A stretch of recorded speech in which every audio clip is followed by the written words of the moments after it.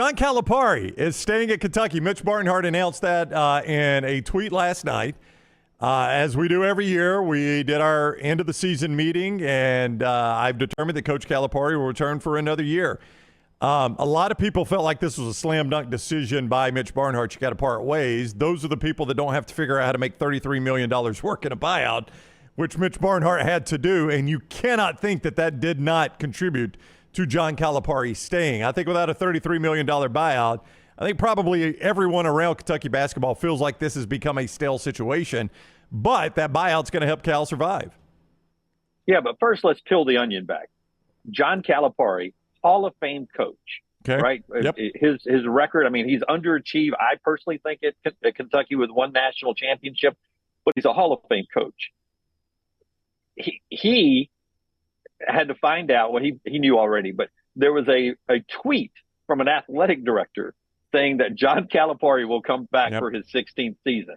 Basically, they hung him out and said, all right, we're going to hang him out here, and we're going to decide thumbs up or thumbs down with a Hall of Fame coach. I'm really surprised.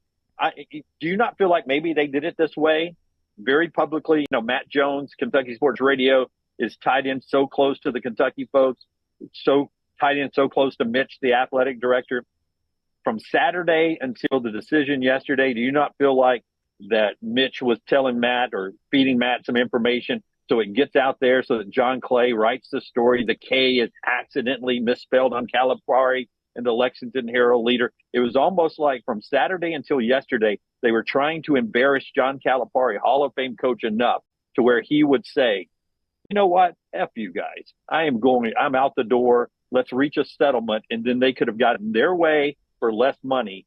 And it didn't work. Calipari stepped back. He had a glass of red wine and said, hey, you guys debate. Send out a tweet. Tell them I'm coming back. Yeah. If I'm leaving, give me $33 million.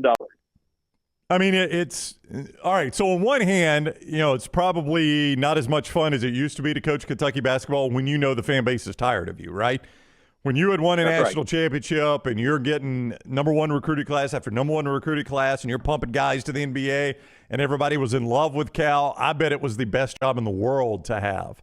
So on one hand, it's not that anymore. I mean, he's a human. Cal can act like it doesn't bother him, but it's got to bother him that his fan base, if you did like we do the presidential approval ratings, if you did that among Kentucky fans for Cal, I don't know how bad it'd be for him right now. I mean, what would your guess be? 75-25 disapproval to approval? Would he be that far underwater, would you imagine? I would go 66-33, but we're in the same ballpark. Yeah. That 66 don't like him. It's probably Biden numbers. Yeah, it's probably right there in a political world of Kentucky basketball where and just the way we are in the world in general, that more people dislike the job he's doing than like it, 100%. Yeah, so, I mean, that can't be fun. But then on the other hand, I'm getting paid $10 million, $10 million, whatever it is, to go to a job every day where 66% of the people don't like me. So I figure out how to like it at that point, right? And that's one thing about coaches is even if there is this level of disdain for what the coach is doing or not doing, coaches are really good about completely throwing themselves into their profession and almost blocking out all the noise in the process. So I could see John Calipari just basically burying himself in Kentucky basketball and blocking that out as much as he can. Now, your family hears it. You know, his wife hears it all the time. His kids hear it all the time.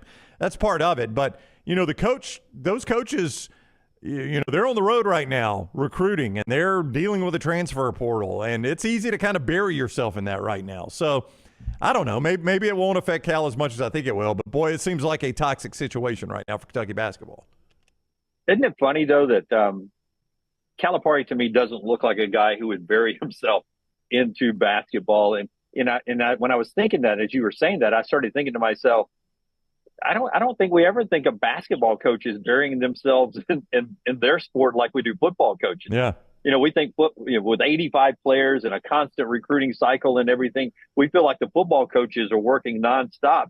And in reality, I never think about it, but basketball is working just as hard as the football guys in a smaller roster, but they're having to work just as hard. So I guess you can bury yourself into it. But I guess over the years, we've seen so much more personality from basketball coaches than we have from football coaches. So it always looks like they have a life.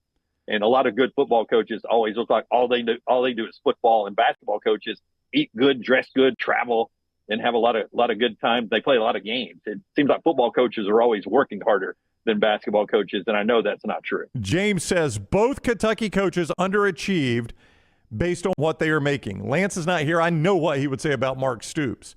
Based on what Stoops is now making, and his salary is just going up, up, up, up. They've paid to keep him at Kentucky.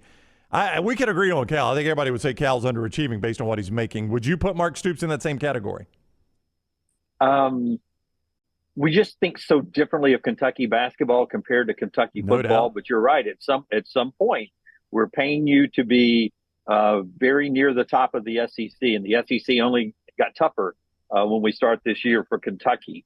I would say Mark Stoops, compared to where the expectation has been the last couple of years, has underachieved. Yes, I expected more out of Kentucky the last 2 years. Not to the degree that Kentucky basketball has underachieved, but I do think Kentucky football has underachieved. Yeah, I mean, but there is a little bit of it, and you get on to me and Lance for doing this with Dan Mullen at Mississippi State. You grade Mark Stoops on a curve, though, don't you? I do, but at some point that curve has to change a little bit. It can't be locked into that curve forever, or then we're just spinning our wheels. We should just be Vandy at that point and just accept our existence. Okay. If we're going to invest into facilities and salary to keep a coach, at some point you've got to change that S curve a little bit and expect a little bit more. And there are certain, you don't expect it every year, but there are certain years that you expected Kentucky to get to 10 wins and contend for the SEC East when we had the SEC East. And they come up a couple of times short. They didn't make it to Atlanta that people thought they may have had a chance to do that. Do you think Mark Stoops will ever coach in the college football playoff?